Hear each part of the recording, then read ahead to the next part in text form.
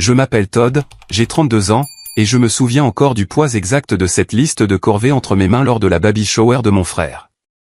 Vous connaissez ce sentiment quand vous réalisez que vous n'êtes pas vraiment un invité? Le papier cartonné impeccable semblait plus lourd que le babyphone coûteux que j'avais apporté en cadeau.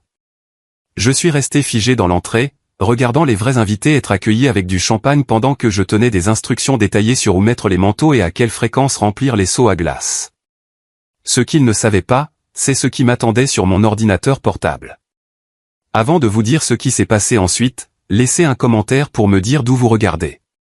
Abonnez-vous et restez pour voir comment un simple email a changé ma famille pour toujours. En grandissant, Jackson n'était plus qu'un simple grand frère pour moi. De 4 ans mon aîné, il était mon héros, mon protecteur, et parfois mon seul allié dans notre foyer à haute pression. Nous partagions non seulement une chambre avec des lits jumeaux positionnés sous des fenêtres qui laissaient entrer la brise d'été, mais aussi d'innombrables sorties de pêche au lac Powell, où il m'a appris à appâter les hameçons et à nettoyer les prises. Ces matinées sur l'eau, la brume s'élevant autour de notre petit bateau, étaient les moments où Jackson semblait le plus lui-même, loin des attentes de nos parents. Notre père, Richard, a bâti son entreprise de fourniture de construction à partir de rien, transformant une petite exploitation en une puissance régionale par sa seule volonté et un sens des affaires qui frisait la cruauté. Sa définition du succès était étroite, réussite financière, statut social et perpétuation du nom de famille par l'entreprise. Mère Karen complétait parfaitement son ambition, passant de reine de beauté d'une petite ville à une mondaine qui orchestrait des galas de charité et des événements de country club avec une précision militaire. Ensemble, ils ont construit une vie de confort matériel et d'influence sociale, mais la chaleur était une denrée rare. Jackson s'intégrait parfaitement dans leur vision, capitaine de l'équipe de football, président de classe, école de commerce dans une université de l'Ivy League, suivi d'une transition en douceur dans l'entreprise familiale, où il est rapidement devenu le bras droit de papa. Sa trajectoire était aussi prévisible que célébrée à chaque réunion de famille, chaque dîner de fête, chaque conversation décontractée avec des voisins ou des associés. J'étais l'aberration, plus calme, plus intéressé par les ordinateurs que par les contrats, préférant les livres aux jeux de ballon. Mes réalisations dans les compétitions de mathématiques et les projets de codage ont valu des signes de reconnaissance, mais jamais la fierté enthousiaste qui accueillait les touchdowns ou les contrats de Jackson. Quand j'ai exprimé mon intérêt pour l'informatique plutôt que pour l'administration des affaires pour l'université, la déception de papa s'est manifestée par une remarque cinglante au dîner du dimanche. Au moins un fils comprend ce que signifie perpétuer un héritage. Amanda, notre sœur, a navigué dans son statut d'enfant du milieu en devenant la fille parfaite. De 2 ans plus jeune que Jackson et de 2 ans plus âgée que moi, elle a appris très tôt à s'aligner sur le pouvoir. Au début, ça me faisait mal quand elle se joignait à Jackson pour me taquiner sur le fait d'être le bizarre. Avec le temps, j'ai fini par reconnaître cela comme sa stratégie de survie, un moyen de s'assurer de rester dans la chaleur de l'approbation parentale plutôt que dans le froid avec moi. La transformation de Jackson a été progressive mais indubitable. Le frère qui prenait autrefois ma défense quand papa critiquait mon projet de science au lieu d'assister à son match de football est lentement devenu celui qui initiait les blagues à mes dépens. Le tournant est arrivé pendant ma 2e année de lycée quand j'ai remporté un concours de programmation à l'échelle de l'État. Ce soir-là, au dîner, alors que je commençais à partager la nouvelle, Jackson a interrompu avec l'annonce de sa nomination dans la liste des 30 de moins de 30 ans d'un journal d'affaires. Mon accomplissement s'est évaporé dans l'explosion d'excitation qui a suivi. Quand j'ai croisé son regard à travers la célébration, il y avait quelque chose de nouveau là-dedans. Quelque chose qui disait clairement, il n'y a de la place que pour un fils qui réussit dans cette famille. La famille élargie suivait l'exemple de mes parents comme une troupe de danse bien répétée. Oncle Steve, le frère de papa et son associé, traitait Jackson comme un 2e fils tout en ayant du mal à se souvenir des détails de base de ma vie. Tante Patricia, la sœur de maman, me posait toujours des questions sur mon hobby informatique comme si elle attendait que je passe à autre chose. Cousins, grands-parents, amis de la famille, tous prenaient leur repère au sommet et le message était cohérent, Jackson compte, Todd est périphérique. Après avoir obtenu mon diplôme avec mention en informatique, j'ai mené ma première vraie bataille avec papa quand j'ai décliné son offre réticente de me trouver quelque chose en informatique, dans l'entreprise. Au lieu de cela, j'ai déménagé à Seattle et j'ai rejoint une petite start-up technologique spécialisée dans les logiciels de logistique de la chaîne d'approvisionnement. L'ironie que je travaille toujours dans un domaine adjacent à l'entreprise familiale ne m'a pas échappé. Mais la différence, c'est que je construisais quelque chose selon mes propres termes. Ces premières années ont été maigres et difficiles. Pendant que Jackson recevait en cadeau un appartement de luxe et un titre de direction, je partageais un appartement avec 3 autres développeurs et je travaillais 14 heures par jour pour aider notre jeune entreprise à survivre. Chaque fois que je rentrais à la maison pour les rassemblements de vacances obligatoires, je subissais des variations de « tu joues toujours avec les ordinateurs » et « quand vas-tu trouver un vrai travail » de la part de papa. Un silence gêné de la part de maman. Une sympathie théâtrale de la part d'Amanda. Et le regard de préoccupation bienveillante et exercée de Jackson qui n'atteignait jamais ses yeux. Les événements familiaux sont devenus des exercices d'endurance. Au dîner de Noël de l'année dernière, bien que trentenaire, j'ai été assis à la table des enfants tandis que des cousins éloignés et des associés prenaient place à la table principale avec mes parents, Jackson et Amanda. À la fête de départ à la retraite de papa, le photographe a arrangé les photos de famille avec moi debout maladroitement à la périphérie, facilement recadrables des photos de famille principales qui ont finalement été encadrées et exposées. Quand Amanda a épousé son mari tout aussi soucieux de son statut, j'ai appris que je ne faisais pas partie du cortège nuptial lorsque l'invitation à l'essayage des tenues a exclu mon nom. Chaque offense me brûlait, mais je m'étais appris à paraître indifférent, à me concentrer sur la construction de ma propre vie loin de leur jugement. Ce qu'aucun d'eux ne savait, c'est que pendant qu'ils rejetaient ma carrière comme une impasse, le logiciel de logistique que j'avais aidé à développer révolutionnait la façon dont les entreprises géraient leurs stocks et leurs expéditions. Pendant qu'ils supposaient que je joignais à peine les deux bouts, notre entreprise obtenait tranquillement des contrats avec des clients de plus en plus importants.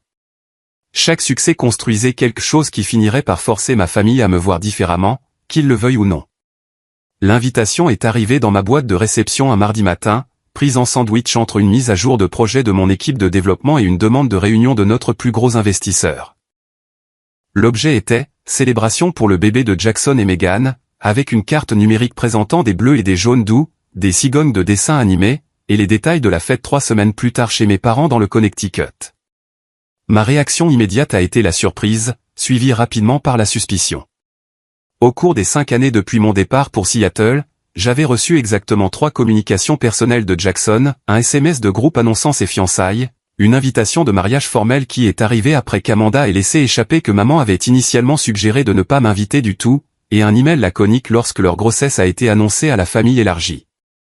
La suspicion a dû se voir sur mon visage quand mon assistante est passée pour déposer le café, car elle m'a demandé si quelque chose n'allait pas. Mon frère organise une baby shower, ai-je expliqué, conscient de l'étrangeté de mon manque d'enthousiasme. J'essaie juste de comprendre pourquoi j'ai été invité. Ce soir-là, alors que je révisais du code dans mon appartement du centre-ville avec vue sur Puget Sound, mon téléphone s'est allumé avec le nom de Jackson. Nous ne nous étions pas parlé directement depuis plus de 8 mois. « Todd, as-tu reçu l'invitation à la fête ?»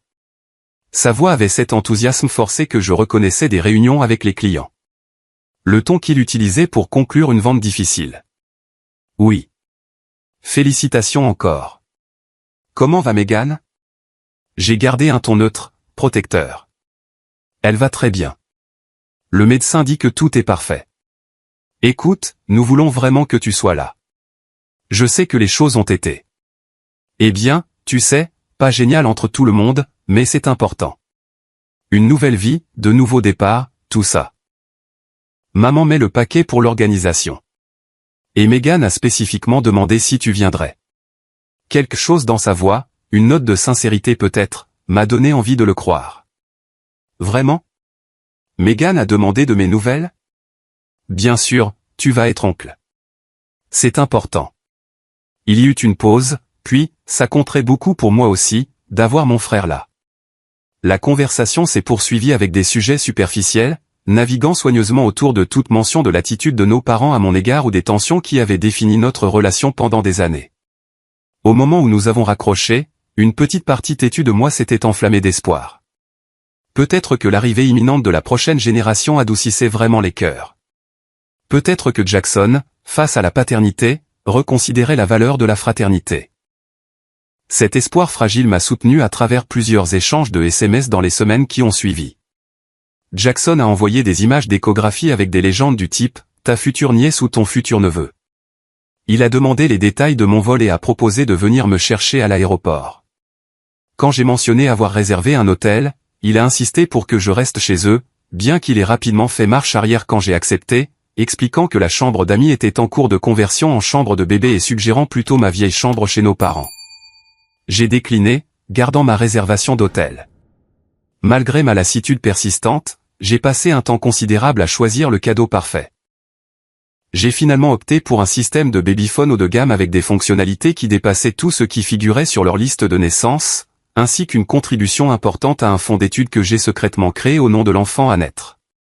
J'ai pris des congés, déclinant une réunion importante avec des investisseurs potentiels pour m'assurer de pouvoir faire le voyage à travers le pays. Mon équipe m'a regardé étrangement quand j'ai expliqué que je devais assister à la baby shower de mon frère, clairement consciente du peu de place que ma famille occupait habituellement dans ma vie.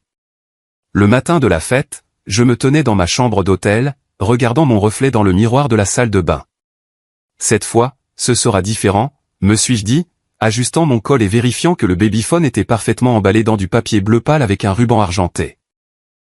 J'avais choisi une tenue décontractée mais chère, un signal subtil de ma réussite qui ne semblerait pas ostentatoire, le genre de luxe discret que mes parents respectaient toujours chez les autres. Le trajet jusqu'à la maison de mes parents dans leur quartier exclusif a ravivé une foule de souvenirs. Peu de choses avaient changé depuis mon départ. Les pelouses manucurées et la façade imposante projetaient toujours la richesse et la stabilité. En approchant, j'ai remarqué des voitures déjà alignées dans l'allée circulaire, me forçant à me garer à près d'un pâté de maison. Jonglant avec le cadeau et ma sacoche d'ordinateur, que j'emportais rarement sans, j'ai remonté la longue allée, remarquant les ballons bleus et argentés ornant l'entrée et les arrangements floraux professionnels visibles à travers les grandes fenêtres de devant. Ma mère a répondu à ma porte, son sourire de circonstance fermement en place. Karen Lawson avait conservé sa beauté grâce à une dévotion rigoureuse à la forme physique, aux procédures cosmétiques et à la gestion prudente des émotions négatives, qui n'étaient jamais affichées, mais plutôt canalisées en remarques cinglantes déguisées en inquiétude. Todd, tu es arrivé. Pas, je suis contente que tu sois arrivé, ou, bienvenue, ou aucune des salutations chaleureuses que je l'avais entendu offrir à d'autres invités par la porte ouverte avant qu'elle ne voie que c'était moi. Tu peux mettre le cadeau sur la table dans la salle à manger. Elle se détournait déjà, son attention se portant sur quelqu'un de plus important derrière moi. Amanda est apparue dans le hall, robe de créateur et maquillage parfait, la faisant ressembler à un clone plus jeune de maman. Ses yeux ont parcouru mon apparence avec une évaluation rapide qui a abouti au plus léger signe de reconnaissance. « Tu es en retard », a-t-elle dit, bien que j'ai en fait 15 minutes d'avance selon l'invitation. Les amis de Jackson du club sont déjà là. Ils ont apporté un cheval à bascule personnalisé incroyable, sculpté à la main dans le Vermont. J'ai aperçu Jackson dans le salon, entouré d'un groupe d'hommes en tenue de ville quasi identique, tous semblant sortis des pages du même catalogue BCBG. Il a brièvement croisé mon regard, a levé la main dans un demi-salut, puis a reporté son attention sur l'histoire qui faisait rire le groupe avec appréciation. La maison était transformée avec des décorations qui avaient dû coûter des milliers de dollars. Une touche professionnelle évidente dans chaque élément parfaitement placé. Un personnel de traiteur se déplaçait efficacement dans l'espace, offrant des plateaux de hors-d'œuvre et des flûtes de champagne aux invités qui étaient clairement divisés en niveaux d'importance. Les associés et les amis de la famille occupaient le salon central avec sa vue sur le jardin.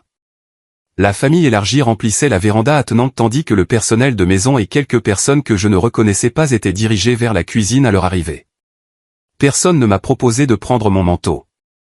Personne ne m'a offert de champagne. Personne, en fait, ne semblait remarquer mon existence au-delà des reconnaissances initiales. Debout seul dans l'entrée après avoir déposé mon cadeau, j'ai eu le sentiment distinct d'avoir mal compris quelque chose de fondamental à propos de mon invitation.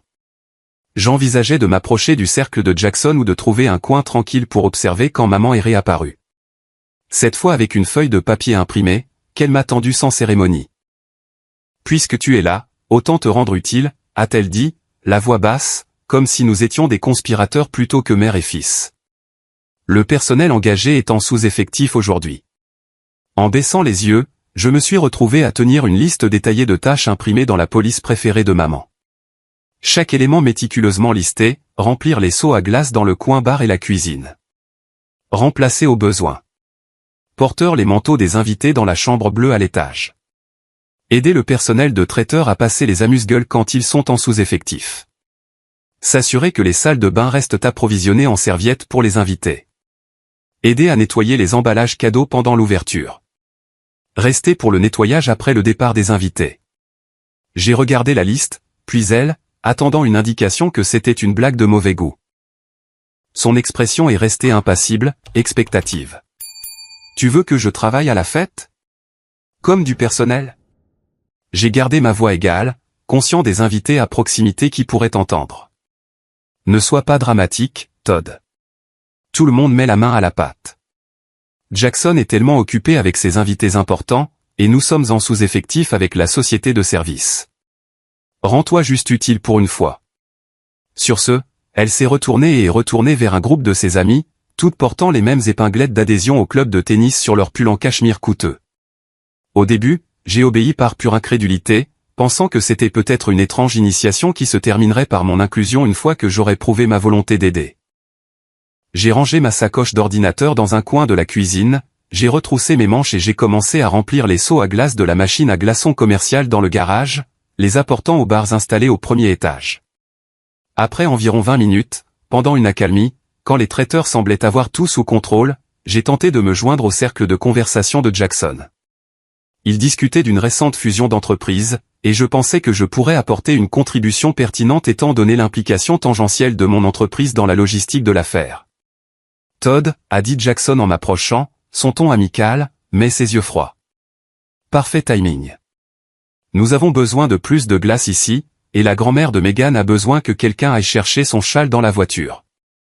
Lexus argenté dans l'allée latérale. Elle a les clés. Je suis resté parfaitement immobile, conscient des regards curieux de ses amis. Je pensais que je pourrais me joindre à vous un peu. Je n'ai pas encore rencontré la plupart de tes amis. Le sourire de Jackson s'est crispé de manière presque imperceptible. Il y aura plein de temps pour ça plus tard. Pour l'instant, nous avons vraiment besoin de cette glace. Maman a dit que tu aidais aujourd'hui. En me retirant, seau à glace en main, j'ai entendu un des hommes demander « C'était qui ?» Et la réponse de Jackson « Juste mon frère. Il traverse une mauvaise passe, alors on le laisse gagner un peu d'argent en aidant aujourd'hui. » Le mensonge a piqué plus que le renvoi. Je n'étais pas à court d'argent, et Jackson le savait, mais la fiction servait son récit sur son frère moins réussi, le cas de charité de la famille. La révélation finale est venue une heure plus tard, lorsque les invités ont été dirigés vers leur siège pour le déjeuner et l'ouverture des cadeaux. De longues tables avaient été installées dans la véranda agrandie, chaque place magnifiquement dressée avec des cartons nominatifs calligraphiés à la main sur de délicats supports. En me déplaçant dans la pièce sous prétexte de vérifier les verres d'eau, j'ai cherché mon nom parmi les couverts, ne trouvant rien. Une femme d'âge mûr que j'ai reconnue comme l'une des amies du club de bridge de maman a remarqué ma recherche. « Vous cherchez votre place, jeune homme ?» Pendant un instant, j'ai pensé qu'elle était serviable jusqu'à ce qu'elle continue. Le personnel de traiteur mange par roulement dans la cuisine, je crois. Bien que vous sembliez trop bien habillé pour un serveur. Elle a plissé les yeux à travers ses lunettes. Êtes-vous de la société d'événementiel? Avant que je puisse répondre, maman est apparue à mon coude, intervenant en douceur. Il est juste, Margaret. Mon fils cadet, Todd. Il est si doué pour ce genre de choses. La façon dont elle a souligné « ce genre de choses » a clairement indiqué dans quelle catégorie de personnes elle me considérait. L'expression de Margaret s'est éclaircie de compréhension. C'est merveilleux d'avoir un fils serviable. Les miens sont absolument inutiles à la maison. Elle m'a tapoté le bras avec condescendance avant de continuer à chercher sa place assignée. Je me suis tourné pour faire face à ma mère, gardant ma voix basse mais ferme. « Où suis-je assis, maman ?» Son expression parfaitement composée n'a pas faibli. « Ne sois pas ridicule, Todd. Tu aides à l'événement. Les serveurs ne s'assoient pas avec les invités. Tu le sais. Je ne suis pas un serveur. Je suis ton fils, le frère de Jackson, l'oncle du bébé. » Quelque chose s'est durci dans son regard. Puis, un calcul froid qui m'avait toujours terrifié enfant. Tu as de la chance qu'on t'ait même laissé entrer dans la maison après la scène embarrassante que tu as provoquée à Noël. Maintenant, arrête de faire des histoires et va faire quelque chose d'utile. La glace dans la cuisine commence à manquer. Amanda est apparue à côté de nous, son timing impeccable comme toujours. Un problème? A-t-elle demandé, bien que son ton ait clairement indiqué qu'elle connaissait déjà la réponse. Todd semble penser qu'il est un invité plutôt qu'une aide, a répondu maman.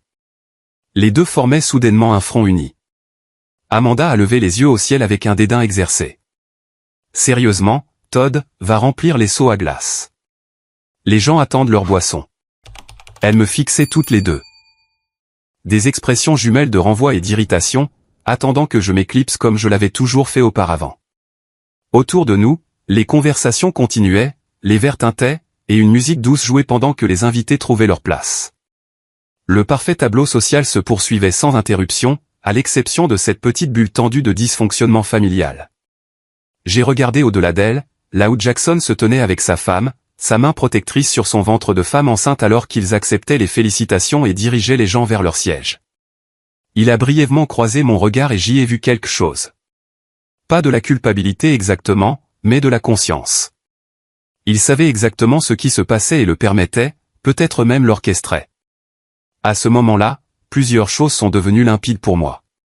C'était le plan depuis le début. L'invitation, l'appel téléphonique, les SMS, tout était conçu pour m'amener ici, non pas en tant que famille, mais en tant qu'aide non rémunérée. Une autre personne à qui donner des ordres pendant leur événement parfait. L'insulte finale d'une vie entière à être traitée comme inférieure. Et j'ai décidé que j'en avais fini de l'accepter.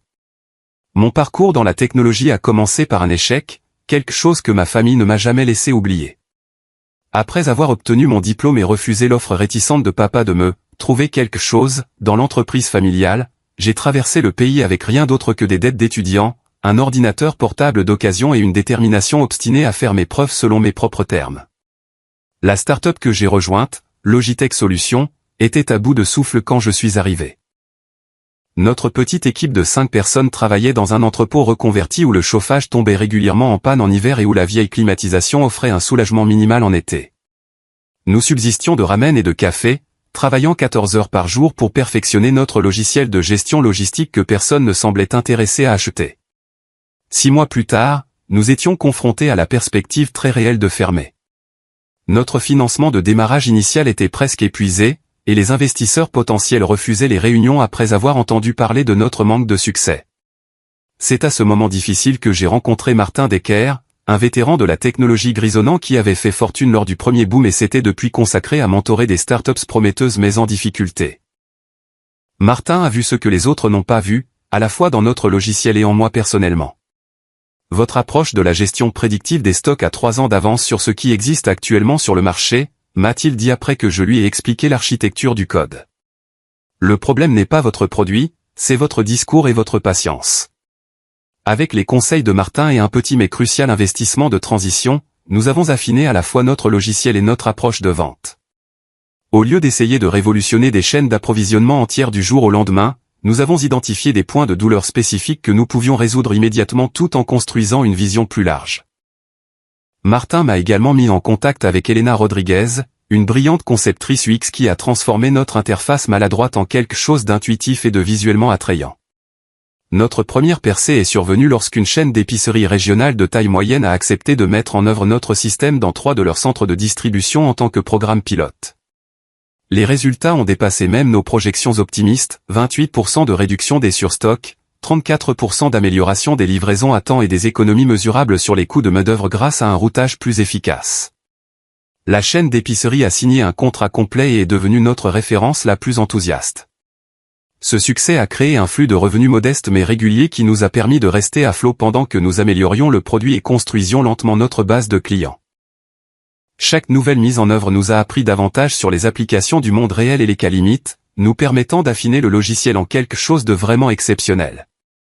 À la fin de notre 2e année, nous avions élargi l'équipe à 12 personnes et déménagé dans de vrais bureaux. Pendant toute cette période, ma famille est restée dédaigneuse de ma carrière. Lors de mes rares visites à la maison, papa me présentait à ses associés comme « mon fils », qui essaie toujours de percer dans l'informatique à l'Ouest, tandis que maman changeait de sujet chaque fois que quelqu'un demandait ce que je faisais dans la vie. Lors des réunions de famille, je déviais les questions sur mon travail avec des réponses vagues, apprenant que partager des détails n'invitait qu'à des comparaisons avec le « vrai » travail de Jackson dans l'entreprise familiale. Le véritable tournant pour Logitech est survenu au cours de notre 3e année, lorsqu'un grand détaillant national confronté à des cauchemars logistiques pendant les fêtes de fin d'année nous a approchés après avoir entendu parler de nos résultats avec la chaîne d'épicerie. La complexité de leur chaîne d'approvisionnement était d'un ordre de grandeur supérieur à tout ce que nous avions géré auparavant. Mais nous l'avons vu comme notre chance de prouver notre capacité à évoluer.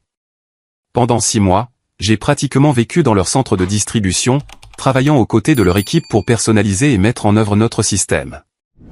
Les heures étaient brutales, la pression intense, mais lorsque le Black Friday est arrivé et que leur logistique a fonctionné avec une fluidité sans précédent, nous savions que nous avions accompli quelque chose de remarquable. Leur PDG m'a personnellement remercié lors de leur réunion de fin d'année, annonçant que notre logiciel leur avait permis d'économiser environ 12 millions de dollars au cours de cette seule saison des fêtes. La nouvelle s'est répandue rapidement dans l'industrie. Soudain, nous ne courions plus après les clients. Ils venaient à nous. Notre équipe est passée à 50, puis à 100 personnes. Nous avons ouvert des bureaux dans 3 villes. Les sociétés de capital risque qui avaient auparavant refusé des réunions appelaient maintenant chaque semaine, désireuses d'investir à des valorisations que nous aurions considérées comme fantastiques quelques années plus tôt. 5 ans après ce dîner de Noël humiliant où j'ai été assis avec les enfants pendant que la famille discutait de la dernière promotion de Jackson, Logitech Solutions était évalué à plus de 300 millions de dollars. En tant que fondateur et directeur technique, ma participation personnelle était substantielle, même sans tenir compte des investissements stratégiques que j'avais réalisés avec mes gains antérieurs, beaucoup dans des domaines adjacents à l'entreprise de fourniture de construction de mes parents. Ce que ma famille ne savait pas, ce que j'avais délibérément gardé pour moi, c'est que j'avais maintenant une valeur nette qui dépassait la valeur combinée de l'entreprise familiale et de tous leurs biens personnels. Je détenais des participations minoritaires importantes dans 3 de leurs principaux fournisseurs. Par l'intermédiaire d'un groupe de capital investissement avec lequel j'avais investi, je contrôlais une dette substantielle détenue par l'entreprise de papa, arrangée par des sociétés écrans qui masquaient mon lien. Je n'avais pas initialement prévu cela comme un levier.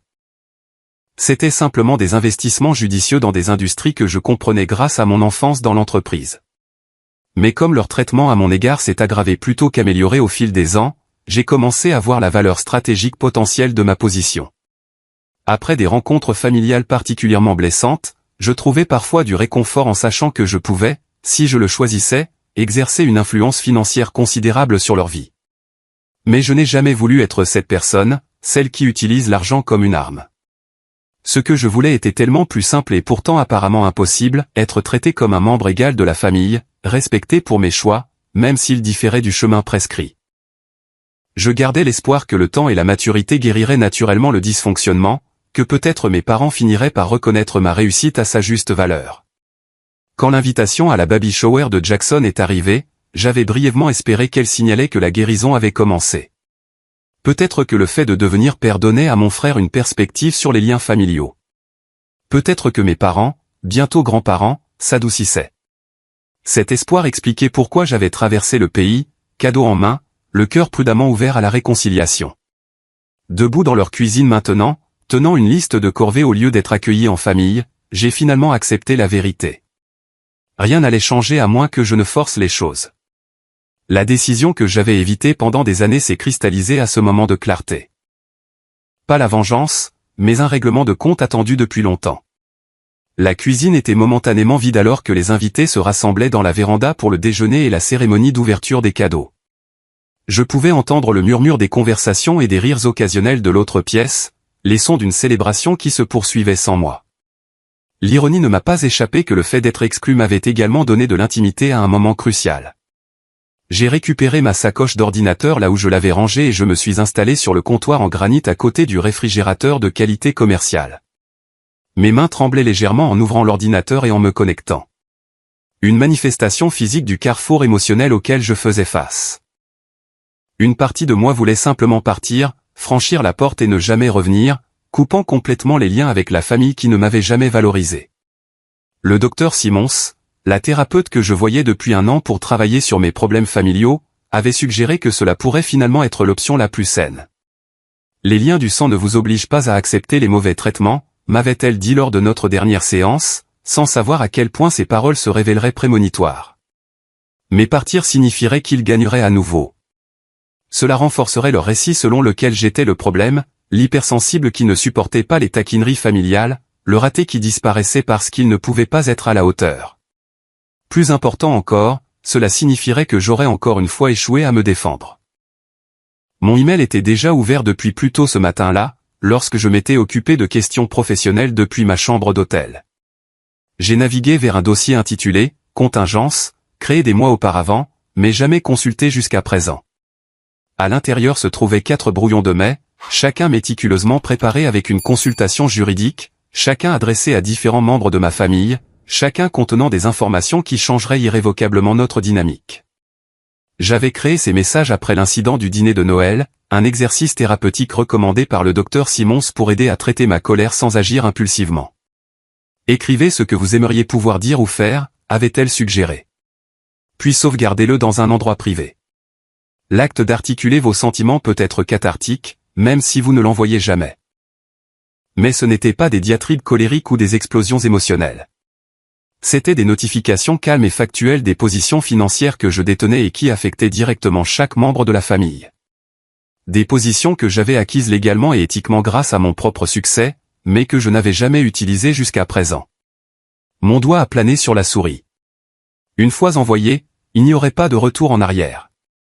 Notre relation serait fondamentalement modifiée, pour le meilleur ou pour le pire.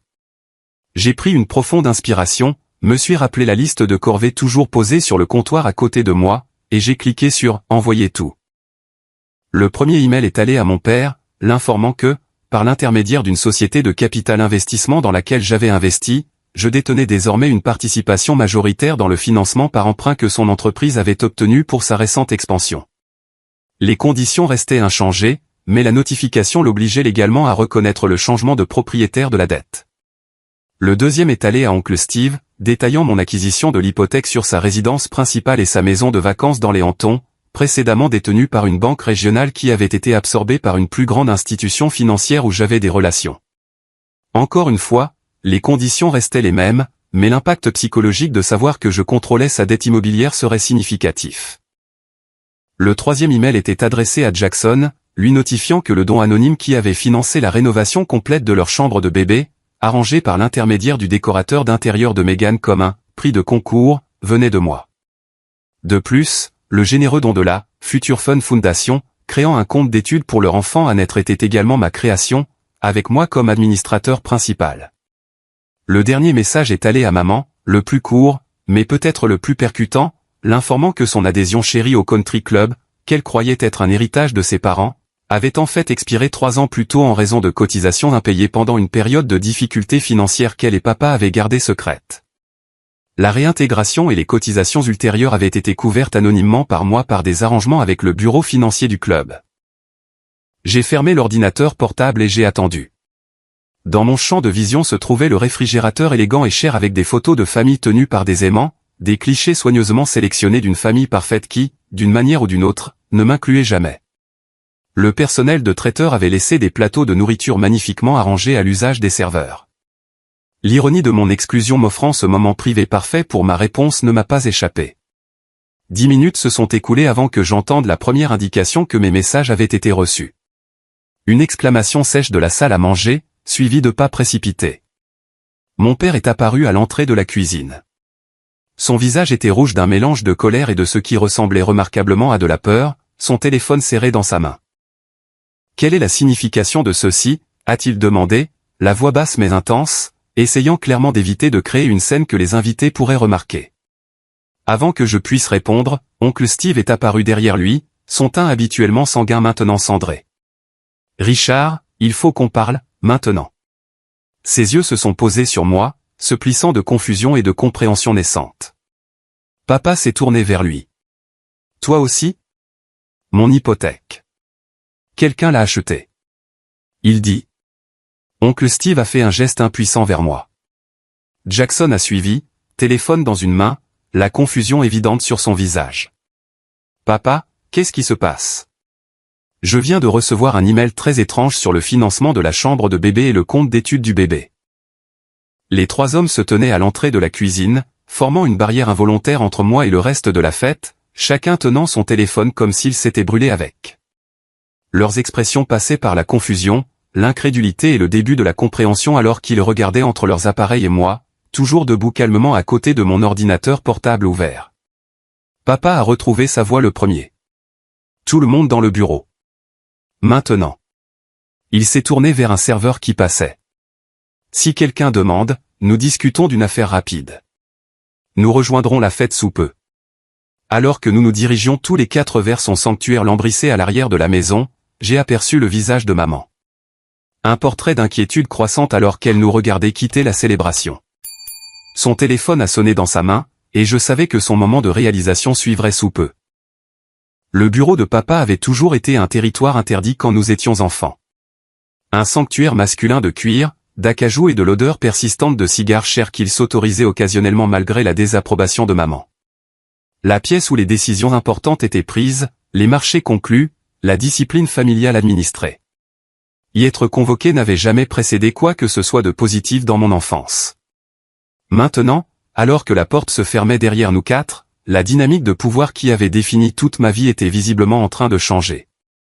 Papa s'est automatiquement placé derrière son imposant bureau, mais est resté debout, trop agité pour s'asseoir. Oncle Steve faisait les 100 pas près des fenêtres, surplombant le jardin manucuré, où les invités se mêlaient encore, inconscients du drame qui se déroulait à l'intérieur. Jackson s'est appuyé contre une bibliothèque, son expression prise entre la colère et la confusion. J'ai choisi de rester au centre de la pièce, refusant de prendre la position du suppliant sur la chaise des visiteurs. Explique-toi, maintenant. La voix de papa avait le ton autoritaire qui avait intimidé les entrepreneurs, les concurrents et les enfants avec une efficacité égale tout au long de sa carrière. Les emails sont explicites, ai-je répondu, gardant ma voix égale. Je suis légalement tenu de vous notifier les changements de propriétaire de la dette. Le reste était une courtoisie. C'est une sorte de blague, s'est retourné oncle Steve depuis la fenêtre. Tu n'as pas ce genre d'argent. C'est impossible. Logitech Solutions, ai-je dit simplement. Mon entreprise. Peut-être avez-vous lu des articles sur nous dans le Wall Street Journal ou Forbes. L'article du mois dernier sur la révolution des chaînes d'approvisionnement du commerce de détail mentionnait que nous examinons des offres d'acquisition à partir de 800 millions. La pièce est devenue mortellement silencieuse. Jackson s'est redressé de sa pose décontractée contre la bibliothèque. Tu mens, a-t-il dit, mais l'incertitude s'était glissée dans sa voix. Non. Mais je ne suis pas surpris que tu le penses. Aucun de vous n'a jamais pris la peine de prendre ma carrière au sérieux ou de poser de vraies questions sur mon travail. Il était plus facile de maintenir le récit de Todd le raté, la déception familiale, celui qui n'arrivait pas à s'en sortir dans le monde réel. C'est absurde, est intervenu papa, mais avec moins de conviction qu'auparavant. Si ton entreprise valait autant, nous en aurions entendu parler. Auriez-vous ? Vous avez clairement indiqué au fil des ans que mon domaine de prédilection était indigne de votre attention. Quand j'ai mentionné les applications de l'apprentissage automatique à Noël, vous avez changé de sujet pour parler du nouveau territoire de vente de Jackson. Quand j'ai essayé d'expliquer notre dernière levée de fonds en capital risque à Thanksgiving, maman a interrompu pour demander qui voulait plus de dinde. Vous étiez tellement déterminé à me voir comme un échec que vous avez complètement manqué ma réussite. La porte s'est ouverte et maman est entrée, son masque social glissant pour révéler une véritable alarme. Richard, que se passe-t-il ? Je viens de recevoir un message étrange à propos de l'adhésion au country club. Ses yeux se sont posés sur moi, la suspicion naissant. Que as-tu fait ? Il prétend que son entreprise vaut 800 millions, a dit oncle Steve, l'incrédulité toujours évidente dans son ton. Il détient notre dette, mon hypothèque, a financé la chambre de bébé, payé tes cotisations au club. L'expression parfaitement composée de maman a vacillé. Ce n'est pas possible. Todd travaille pour une petite entreprise d'informatique. Ils font des sites web ou quelque chose comme ça. Nous créons des logiciels de gestion logistique au niveau de l'entreprise, les jeux corrigés automatiquement. La même explication que j'avais donnée d'innombrables fois et qui n'avait jamais pénétré. Nos clients comprennent 6 des 10 plus grands détaillants nationaux, 3 grandes compagnies de transport, et oui, ironiquement, 4 entreprises de fourniture de construction qui concurrencent directement l'entreprise familiale. Papa s'est maintenant déplacé de derrière son bureau, son instinct des affaires l'emportant sur son rejet initial. 800 millions. C'est la valorisation de l'entreprise, pas ta participation personnelle. C'est exact. En tant que fondateur et directeur technique, ma part de capital est de 23%, plus des options sur actions, plus un salaire et des bonus pour les 7 dernières années, plus des investissements personnels. J'ai maintenu le contact visuel avec lui. Ma valeur nette dépasse la valeur combinée de votre entreprise, de cette maison et de tous les autres biens familiaux. D'une marge considérable. Le silence qui a suivi était profond.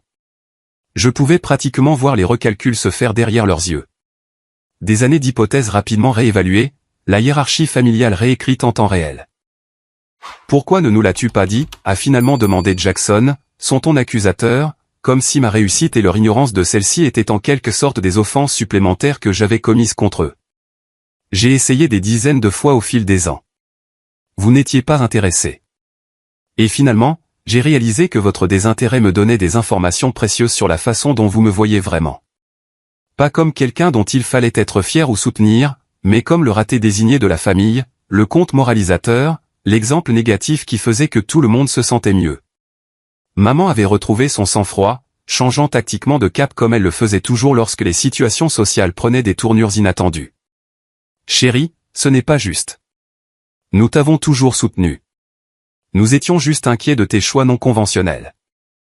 Si nous avions su que tu réussissais si bien. C'est exactement mon point, ai-je interrompu. Quelque chose que je n'avais jamais osé faire auparavant. Si vous aviez su que j'étais riche et que je réussissais, vous m'auriez traité différemment. Ce qui signifie que votre traitement à mon égard n'a jamais été une question d'amour ou de famille, mais de statut et de ce que vous pensiez que je pouvais apporter.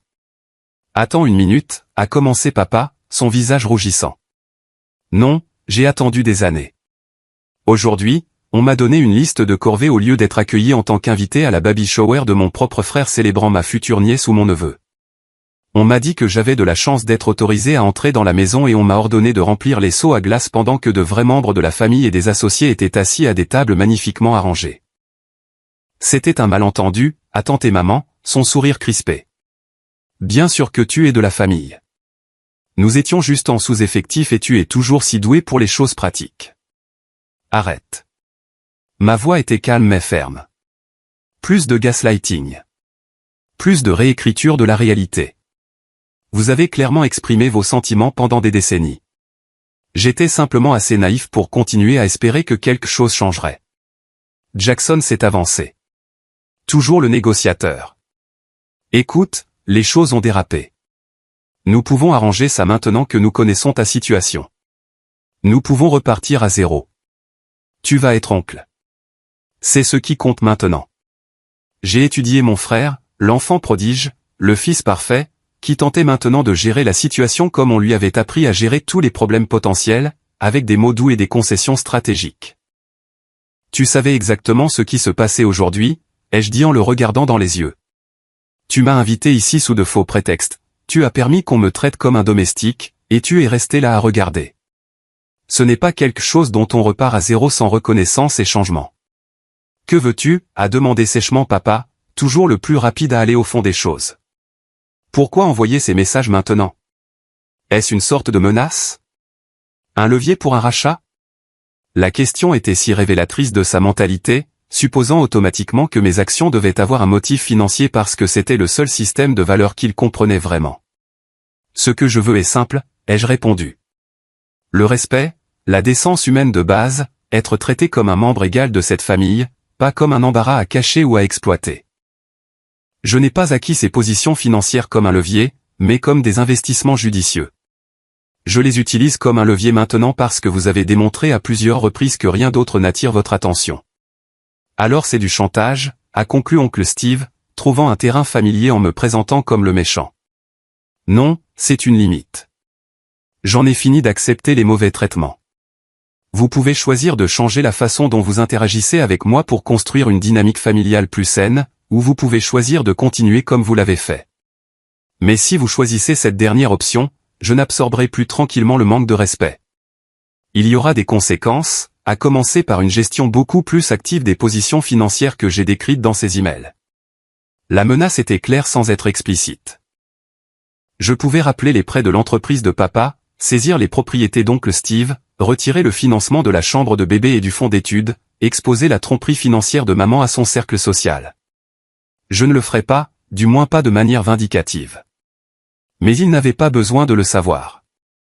Tu détruirais ta propre famille pour des sentiments blessés, a demandé maman, sa voix s'élevant avec une véritable alarme. Je ne détruis rien, ai-je répondu calmement.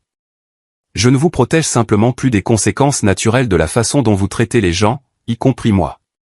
Papa, toujours le stratège, avait observé cet échange avec des yeux calculateurs. Que demandes-tu spécifiquement? La reconnaissance des comportements passés, des excuses sincères et des changements concrets à l'avenir. À commencer par me présenter à chaque personne de cette fête comme le frère de Jackson et l'oncle du bébé, avec la même fierté que vous montrez en le présentant. La demande était simple mais profonde, exigeant non seulement des mots, mais une révision publique du récit familial qu'ils avaient cultivé pendant des années. Jackson a commencé à objecter, mais papa a levé la main pour le faire taire. Son sens des affaires reconnaissant quand il avait un levier limité. Et si nous faisons ça, alors rien ne change avec les arrangements financiers. Tes prêts, tes hypothèques, tes financements, tout continue exactement comme avant. Je n'ai jamais voulu utiliser l'argent comme une arme. Papa, tu m'as appris cette tactique, non pas par des conseils, mais par l'exemple. La pique a atterri comme prévu, et pour la première fois peut-être, j'ai vu mon père tressaillir face à une critique de ma part. Une petite victoire, mais significative. Nous devons retourner voir les invités, est intervenue maman, toujours soucieuse des apparences. Les gens vont se demander où nous sommes passés. Alors vous avez un choix à faire, ai-je dit simplement.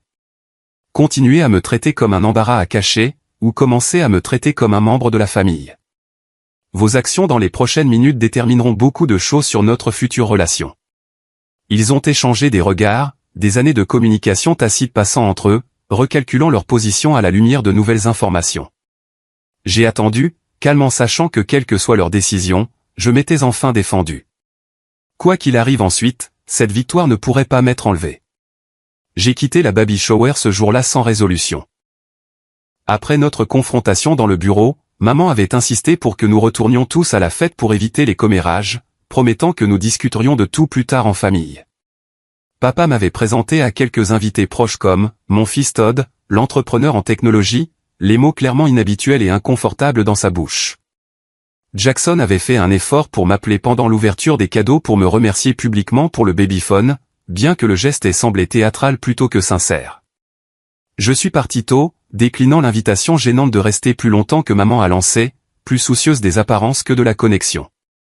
En quittant cette maison, je me suis senti plus léger que je ne l'avais été depuis des années, comme si j'avais déposé un fardeau dont je n'avais pas pleinement conscience de porter. 3 semaines se sont écoulées sans contact de leur part. Je suis retourné à Seattle, me replongeant dans le travail, me disant que j'avais fait ce que j'avais à faire, et que la balle était dans leur camp.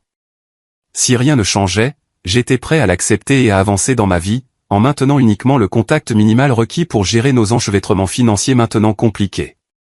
La première ouverture est venue, étonnamment, de Jackson. Un SMS, bref et inhabituellement humble. On peut parler? Juste toi et moi. Nous avons organisé un appel vidéo pour le lendemain soir. Quand son visage est apparu sur mon écran, il avait l'air différent d'une manière ou d'une autre. Le masque confiant a glissé pour révéler quelque chose de plus vulnérable en dessous. J'ai réfléchi à ce que tu as dit, a-t-il commencé sans préambule, sur la façon dont nous t'avons traité. Je ne l'ai pas vu. Ou peut-être que je ne voulais pas le voir. Il était plus facile de suivre la version de maman et papa de qui tu étais que de la contester. C'est la dynamique familiale depuis que nous sommes enfants, ai-je reconnu, ni accusant ni excusant. Je vais être père dans moins de 2 mois, a-t-il poursuivi. Ça me fait réfléchir à beaucoup de choses différemment. Le genre de père que je veux être, le genre d'exemple que je veux donner. Il a fait une pause, semblant lutter avec ses prochains mots.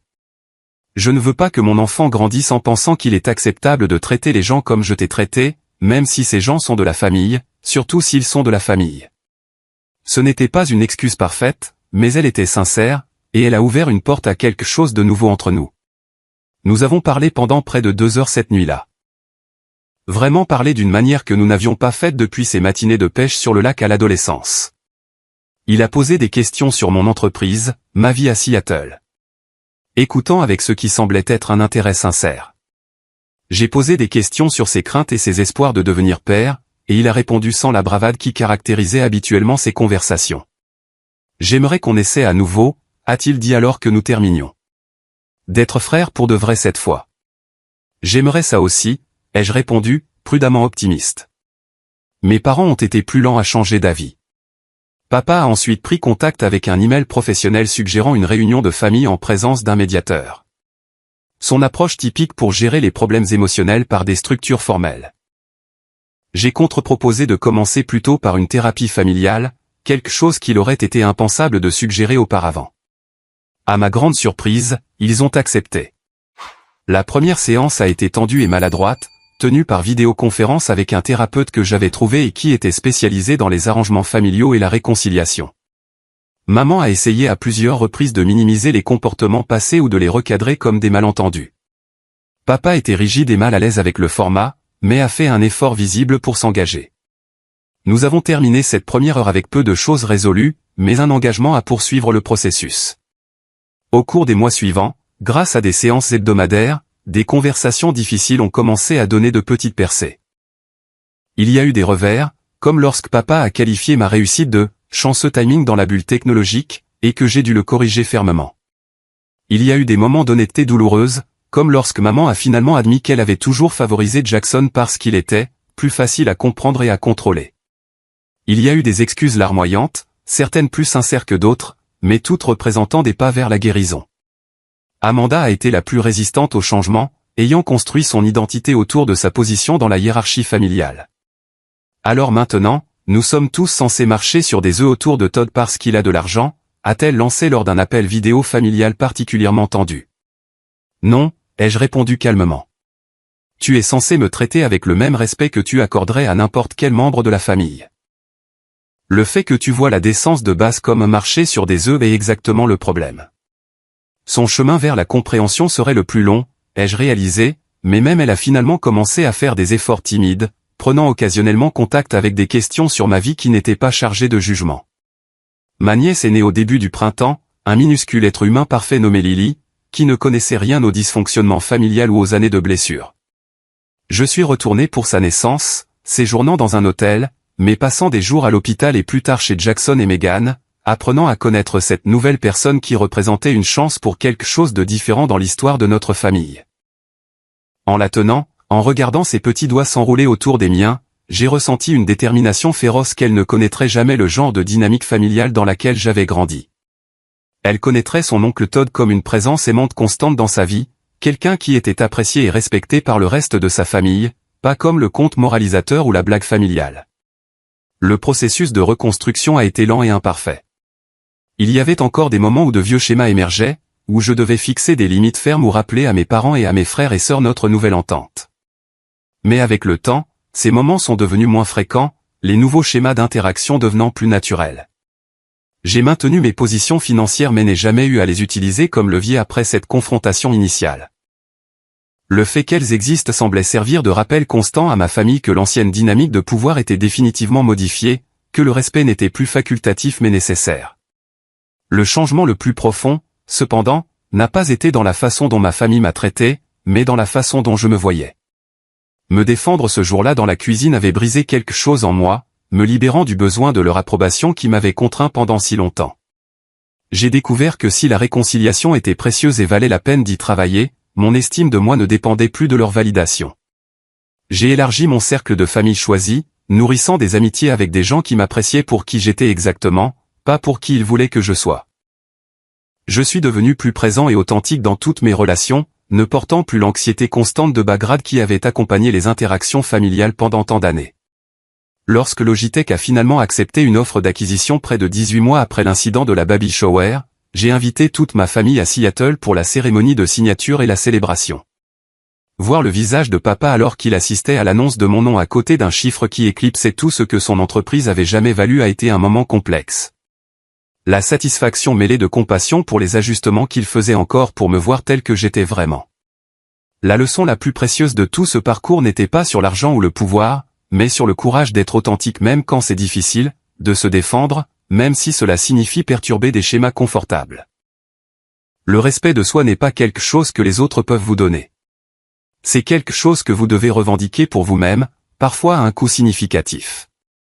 Les relations familiales sont des territoires complexes où l'amour et la blessure coexistent souvent, où les schémas établis dans l'enfance peuvent perdurer pendant des décennies à moins d'être consciemment perturbés. Le travail de guérison de ces relations ne consiste pas à prétendre que la blessure n'a jamais eu lieu, mais à la reconnaître honnêtement et à choisir de construire quelque chose de plus sain à l'avenir. Je regarde ma vie maintenant avec son mélange de réussite professionnelle, de relations authentiques et de paix familiale durement gagnées, et je reconnais à quel point les choses auraient pu être différentes si j'avais continué à accepter les mauvais traitements pour maintenir l'illusion d'harmonie familiale.